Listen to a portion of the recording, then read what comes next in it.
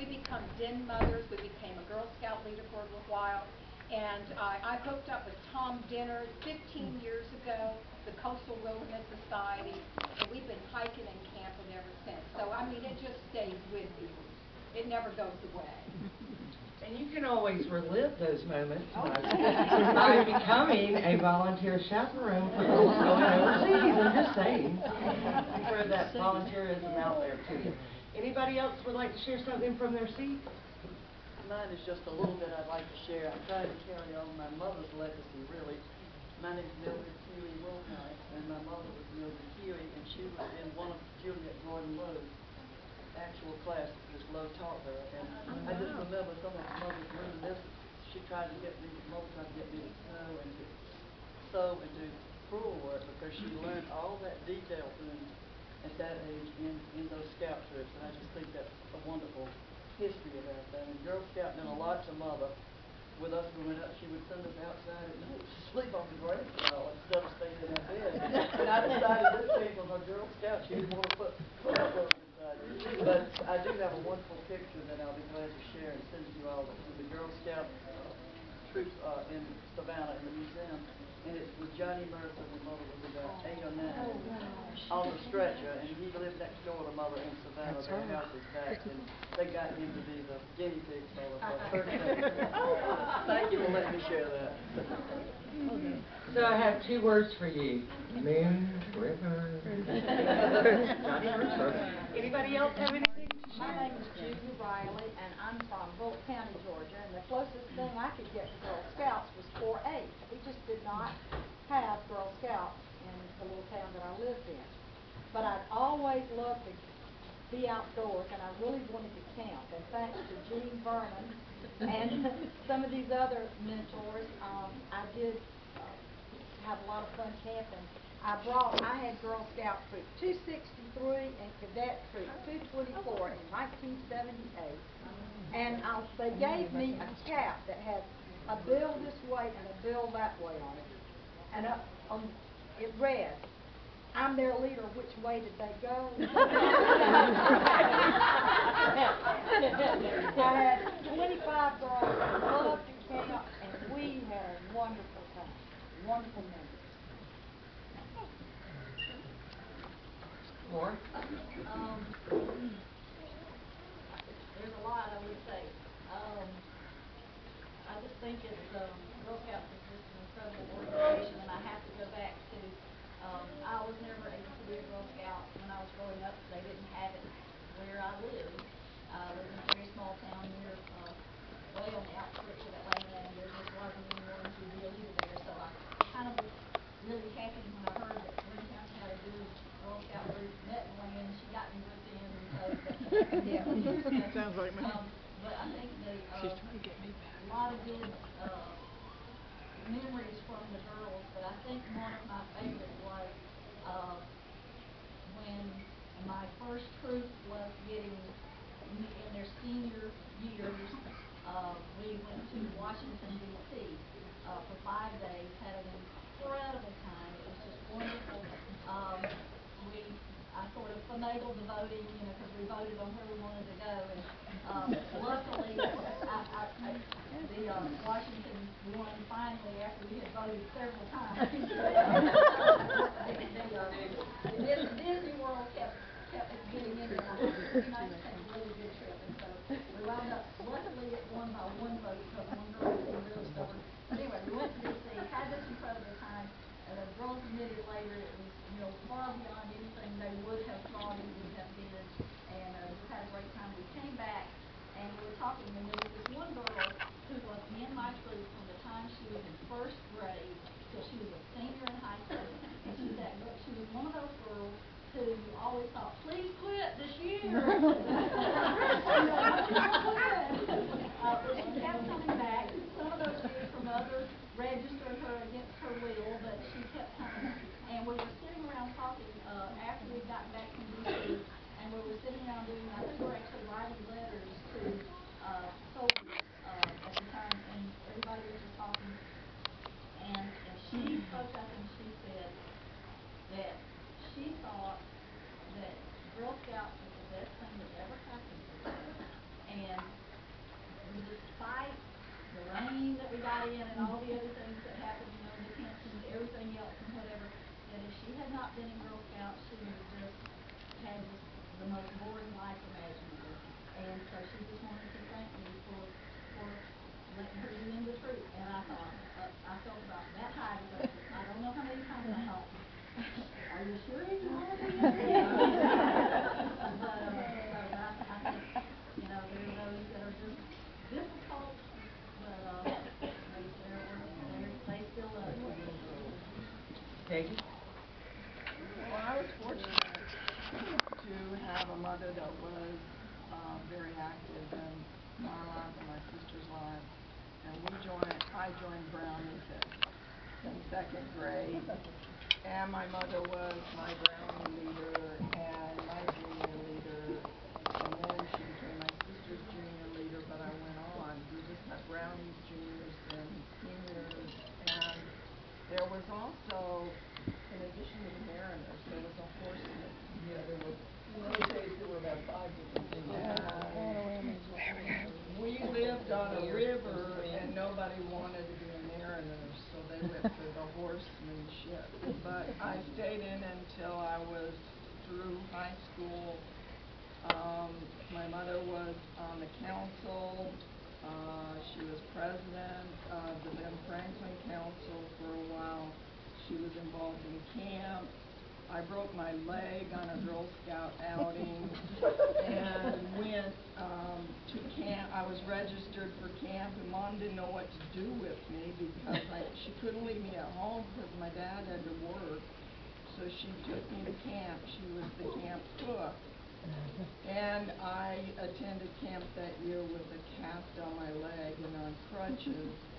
And when my father came up for camp to see us, I was coming down the trail on my crutches and he thought, oh, she's going to break the other leg. But anyway, then when my daughter came along, I wanted her to experience scouting. But I didn't know that you could be a first-grade Girl Scout, so I wouldn't let her join in first grade because I thought she had to be second grade. So I became the leader, and she stayed through and was in Jean's troop as a senior, and she now has a daughter, and she was her Daisy leader and is now a Brown leader. Let me add one little note to that. Peggy was my cookie chairman for many years, even after Carolyn was no longer a scout. And we always used to say, okay, if we come within $25 of what we should have, we're doing good. You're always grateful for that. Yes, and I was the neighborhood cookie Yes, chairman you was. 1 year. An 18-wheeler pulled up to the house. We could not park cars in our carport. I had 350 cases in my house. My husband said, I have never asked you not to do anything, but I am going to tell you, do not ever do this again. And I haven't. That's right. And Jean, that number has grown to like 5,600. Yeah, sure. So Elena doesn't want that many in her house. So now we have to have a storage unit. I'm Susan Shipman, and I have to follow up on Peggy's cookie story. I was a Girl Scout for like 9 years in Tennessee, and my mother, after I graduated from high school, she then got involved in Girl Scouts. I don't know that she didn't want to be that close to me for those 9 years or whatever, but she ended up being the region president in the Reelfoot Council in Tennessee. And somehow, I don't know whether all the leftover cookies ended up coming back to her house or whatever, but I was in college then, and every month for, I think 2 years, I got a box of cookies, and I spread it out among the dorm, and we ate cookies forever. And my dad had the same reaction. He said, "I've never asked you not to do anything, but don't you even think about being the repository for all the leftover cookies again." But I ate my way through college on Girl Scout cookies, I think. And that's why I weigh what I weigh now. There was a story in the press that a couple had gotten snowed, when it was snowbound or something, and she had bought Girl Scout cookies and they survived because of cookies. I'm like, okay, can you do like a national spot for us? Yeah. Survival of the fittest. Yeah. Anybody else have a moment? Elena? Can I just say, I grew up here in the Golden Isle, Brunswick and St. Simon, and I was in a brownie troop in Brunswick, and a Girl Scout troop on St. Simon, and Linda Belitskov, I don't know how many of you know Linda, was my leader. She was one of the finest women I've ever known, but she took us camping one time, somewhere in Florida. I think we were going to Cape Canaveral. This would have been like 68 or 69, the year. I have never been as cold as I was on that camping trip. We had these giant, like, army tents. They were huge. And we were all in there on the floor, and the wind was blowing. It was like gale force wind. So the tents were not connected to the ground at all. The tents were like flying around here. We're all huddled together, and I was like, if I ever get out of this, I will never go camping again. So I will not take basic outdoor skills. I'm sorry. If somebody else has to do the camping, I'll do the cookies, I'll do anything I have to do, but I can't camp because I can still feel the cold air, the cold in my bones from that trip. And I know I was 10 or 11. But she was a great woman. She was a great leader, and I just thought she needs to be remembered today. We have a lot of people who need to be remembered today. Viola Burrows. Some of you know the Burrows Millette School is named after Viola Burrows, who, when I first came here, had started Girl Scouting for the colored girls. They were not African American, then they were colored girls. And Viola would always, everybody had to be part of Viola. She did everything. She was a wonderful, wonderful lady. Kept us all on our toes most of the time. She was wonderful. We need to remember Pam Hosey. And Pam Hosey, thank you, yes. Janet Judy. Yeah, Sandy Hall. And Ruth Buckingham, thank you, yes. My good friend Ruth. The only person who ever said to me, "Gee, you can't sing." They really, Ruth? Not really.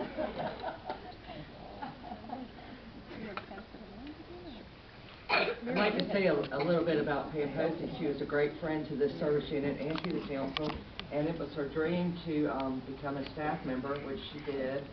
And Pam just had a sense of humor about her, but she also had a way of getting people to do stuff they didn't know they could do. Because she believed in everybody. So, but I remember one time she was telling me a story that her girls went on a trip, and they, instead of, because you're not supposed to put the names on the back because of safety issue, so they were each a different animal, like tiger or lion or bear, or whatever the girls picked, and that was on their back.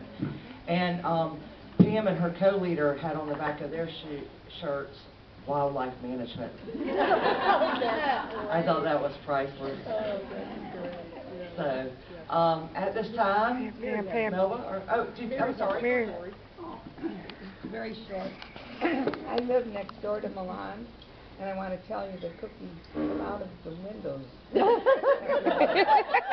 We know when it's cookie time, they're just stacking. But I went from brownies through Mariners, but I'm going to tell you one mistake Girl Scouts made in all those years.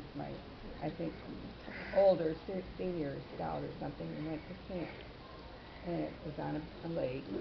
The only problem that the scouts made with having that camp there was the fact that across the lake was the boys' camp. I won't tell you, but the leaders were kept very busy with the going back and forth. How they could figure out how to get away, I don't know. I bet the girls didn't think that was a mistake. They probably thought that rocked. Yeah, but we were good. We stayed in our own place, just urging them to come over. In the community. That's it. I'm And not you- going to tell you about the results. And you of all live that. next door to Milan? Yes. God bless you. That's all I gotta say. No, I love Milan. Oh, God And bless Milan. She is. She is a superwoman, but let me tell you, she is hysterically funny. And she doesn't think she's any of these things, but I'll be on the phone to Milan talking about something about, that is, oh my gosh, it's fighting fires, because it's the most important thing at the moment. And we'll be talking, and Milan is mainly talking, and I'm mainly listening. And I'm like, Milan. And she cannot hear because she's in her moment. And then she'll cut away and go, oh, Pam, there's a red bird out my window. Oh, he can't get in. Oh, I wonder if he's hungry. And I'm like, Milan, where are we? So she's a great lover of outdoors. And there is nobody I've ever met quite like Milan Getaway. She's an amazing person. So, this is part of the brownies. Is it brownies and daisies?